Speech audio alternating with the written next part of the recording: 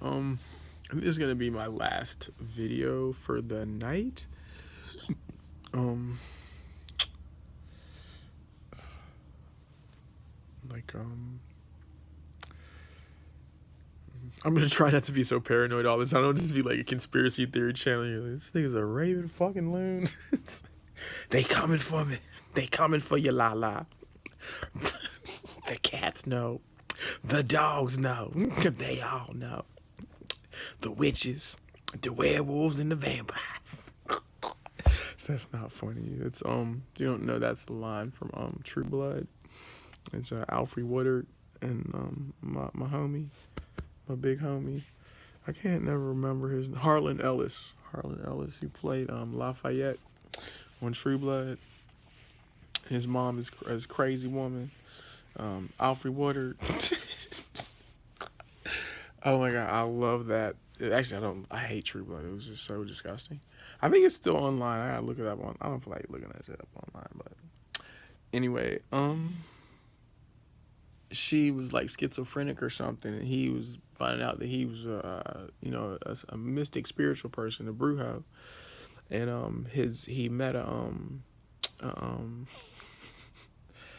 a beautiful Mexican man at the hospital who was caring for his mother, and he went to go see his mother with Rutina Wesley, and he walks in, and his mother goes, Lafayette. And then the guy said, she said, God killed him because he was a faggot. God killed him because he's a faggot. And you was a Mexican. Wetback. She's like cutting up the whole goddamn. She said, ain't nothing on TV but murderers and faggots. She was just being like incredibly horrific, like ignorant as all hell. But it was Alfre Woodard, so Alfre Woodard get to cut. Like, oh shit. Alfre Woodard in a movie, she plays either three roles. One, a straight role where she's just like somebody's mom or auntie. Two, foolishness where it's make you cry. Like, Alfre Woodard, what are you going through? Alfre Woodard and Loretta Devine. Either they're going to make you laugh or they're going to make you cry in a movie. Alfre Woodard, Loretta Devine. Waiting to Exhale. Waiting to Exhale. Holiday Heart. Loretta Devine, The Lottery Ticket. Alfre Woodard, The Beauty Shop. Either you're going to laugh or you're going to cry. Either way, those two get to cutting up. Anyway, so, he meets this Mexican guy named Jesus. And Jesus is Jesus. Jesus. Yeah, Jesus. Jesus means Jesus, or his pronunciation, Jesus. And then Jesucristo. And then mucho gracia para tu Jesucristo, para los todos pequeños y grandes, sí, uh, uh, sí, más vida, por favor, Jesucristo, ay Dios mío, the Son of God, the Son of God, ay Dios mío, um, Madre de Dios, Mother of God, vaya con Dios, Jesucristo. So, she meets a Mexican man, he meets a Mexican man, and then, oh my God, it was so beautiful. Oh my God, it was so beautiful. So, the Mexican guy comes to the restaurant, what is it called? Bandicamps? What was the goddamn restaurant they used to go to? Somebody got a restaurant where Lafayette works at. Merlot's, Sam Merlot, and then he's the cook at the restaurant. Lafayette played by Harlan Ellis, and then so oh my God, it was so beautiful, so beautiful. As an LGBT person, a same-gender loving man, that was one of the most beautiful scenes. So the Mexican guy comes. I can't remember who this guy is. I want to say he's Wilson Cruz or something. I don't know. I can't. I've seen him somewhere, but he's just he's light skinned. He's light skinned. He ain't no Paco. He ain't no Chico like that. But he's a nice looking man. And then he walks up to him, and Lafayette, because Lafayette sells vampire blood, which makes it's like acid, makes people hallucinate. And he was like, And he was like, I wanted to come see. He said, whoever told you to come see me, you don't know me, you don't know shit about me, and whatever they told you, that shit ain't true. So get on out of here. He was like, no, it's just, was my mom dead? And she was like, no, no, man, I just wanted to come and see you because I guess because he was a cross dresser or something. I can't remember the interaction. And he was like, oh, you want to come see me? And he was like, yeah. And I was like, it was so beautiful. And he was like, well, I don't get off work for like 5 hours. He's like, well, I can sit around and wait. I said, bitch, bitch. And he just sat in the restaurant. And then he came out and said, who's the sick fuck that ordered a veggie burger with bacon? And then he was like, well, you better eat all your food, but you don't get no dessert. Like, it was just wonderful. But then, right, that's how they met though, because then when he went home, Alfre Woodard was at the door of his house, and she was like, cutting up, and he was like, Mom, what the hell? She was like, they coming for you, Lala. The witches, the werewolves, and the vamp. But she was right though, because if you kept watching the season, that season was about the witches, and then the next season with Joe Manganiello was the werewolves, and the whole show was about vampires. So she wasn't crazy. She was just like, or whatever. I'm totally rambling, but it's my YouTube, and I can do what I want. I can do my money dance like Al. I'm not flexing on the gram. So I just wanted to share, like, I'm a poet, I was born a poet, and I'll die a poet. So this poem is very personal to me. Once again, I'm like, this is like the brokenhearted zone. I'm moving on. I'm like, nigga, you tripping. Actually, he's a Negro, because I call him Chris Humphries, because I met this guy, and he looks like Chris Humphries, If anybody knows, Chris Humphries is Kim Kardashian's first husband, and Chris Humphries is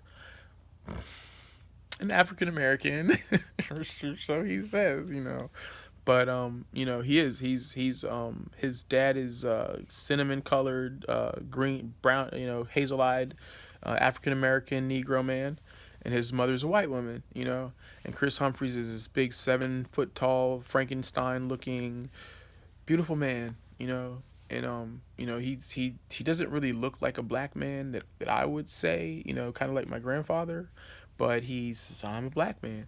I said, well, goddamn, yes you are, And so I met this guy, and I was like, hey, you're Chris Humphries, and he's like, who? So I'm like, Chris Humphries, you know Chris Humphries? He's like, no. I said, it's Kim Kardashian's husband. He says, no, Kim Kardashian's married to Kanye West. And I was like, yeah, watch the show before that. She got divorced. And he was like, oh, no. So I sent him a picture, and he was like, oh, shit. He's like, you're Chris Humphries. And, like, as we were talking more, because we were, like, text messaging back and forth, I was like, uh-oh, it's Chris Humphries time, And he's like, oh, God, not again. Like, I have a big crush on Chris Humphries or whatever, But anyway, he's been like an emotional, not drained. He saved my life one day with his sweet self, like, and he's just so beautiful. I'm like, oh my God, it's not a sexual thing. It's just like, I was like, oh my God, you're so pretty.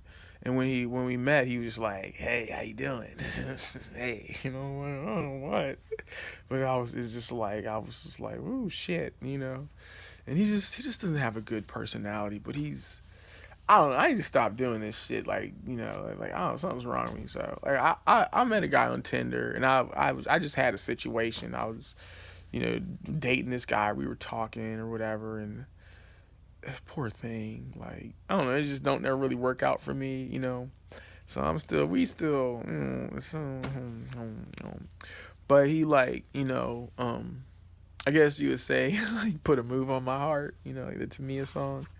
So ever since I met him, I've been like writing hella love poems. I'm like, that's my thing. I think like, like write poems about shit that, you feel in your heart, even if it's about a relationship or somebody you like, because if it work out, then you can say, look, I wrote this when I was feeling you. And if it don't, instead of being brokenhearted, I got me some good poetry. You feel me? So like, I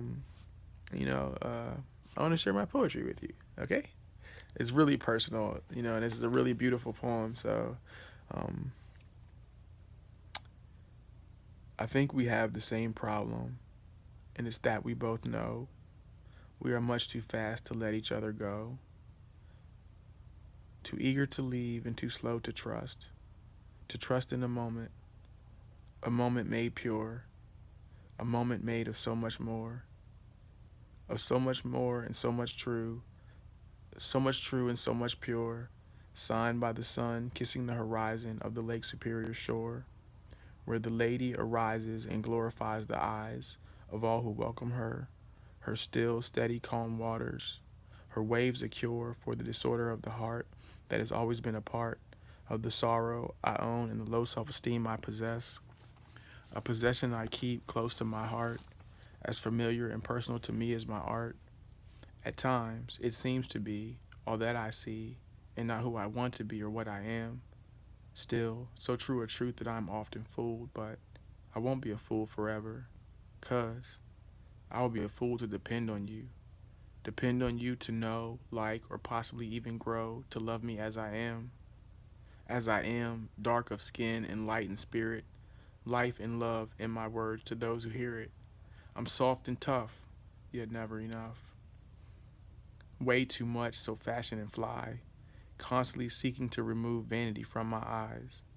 I see life through positivity, so I can't figure out why they're so quick to get rid of me.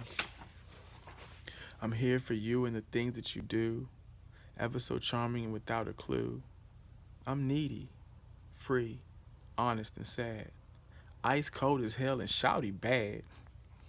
I'm sexy in places with sweet faces, confused and sore, broken of a heart, unsure. Confident, standing strong as I am, I stand firm in what I believe, like a tree by the riverside, roots deep shall not be moved. Low key, rockin', poppin', and a steady groove. As I am, I've been bruised by life, shaken but not stirred or disturbed. I don't stir up shit, ain't trying to get hit as I'm on a quest to feel secure, so I'm sure that there is no way I could deny myself the pleasure of a fantasy based in reality. Only moments spent in each other's presence, yet I fill my piggy bank with shiny brown pennies. That could be romantic days spent with you in a purple haze, counting memories like quarters, nickels, and dimes, quality times, or counting on you to come through a rainstorm with a yellow umbrella, allowing me to slow down or stop at a red light, our first fight, a dismissal, a firing of love's hate missiles, painful word spikes that prevent my bike from moving any further. For you I ride, and from you I cannot run, hide, or ride any further. I cover my ears, so I don't hear the words that you say. My eyes remain open, these rose-colored glasses coloring my vision, and all I see is you talking to me. I will gladly be your focus, if only you dream with the heart that's focused. I will gladly be your focus, if only you dream with the heart that's true and focused on the real, but what is true? We both know what this life will do. Show us the truth and tell me for sure that happily ever after is usually followed by disaster in the company of my good friend, alone, the gray ghost alone, haunting my years and leaving me with the fears of me, myself, and I, tragedy, trial, and tribulation, unlucky situations, my constant companions, and all that is far too common and familiar. Yet still, for like, luck, and love, I pray to Jesus up above, but I lack all common sense. And I sense the end, or I pray for the beginning to start again. Is it too much to ask that we start as friends? A good friend on who I could depend, to answer a call or return a text. What I want from you is innocent and not sex. Is it too much to ask that we start as friends? That maybe I could be someone you would value. Even if you were poor, I would be a treasure found at the thrift store by the shore. And if the price were right, you would love me for more than just one night. Keep me as a treasure valuable and be astounded at what you have found it. Lay a foundation for a friendship situation with hints of romance or simple common understanding, a little support, watching your favorite sport, or playing video games sitting close. A secure feeling like a Holy Ghost. I still believe someday you and me will find ourselves I still believe someday you and me will find ourselves trying to solve the same problem. The fact that I know that we are much too quick to let each other go. Damn. If you like that one, like comment, if you like it.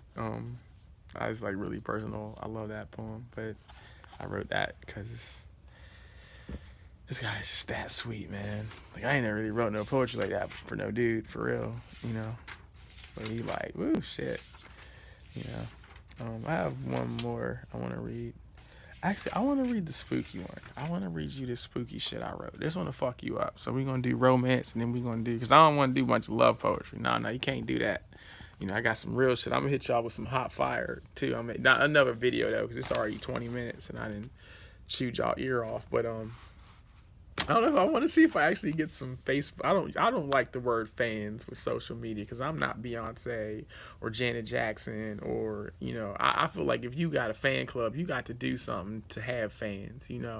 Like if you sing, dance, rap, shit, motherfucker, you got to do something to entertain my black ass for me to be in your fucking fan club, nigga. But if not, you my friend, you my internet friend, my internet family, and I am happy that anybody tune in, because on my, Shaquana, bitch, Miss Shaquana girl, I have the biggest crush. I know this girl. She's a fag hag too. She's a girl who loves gay guys.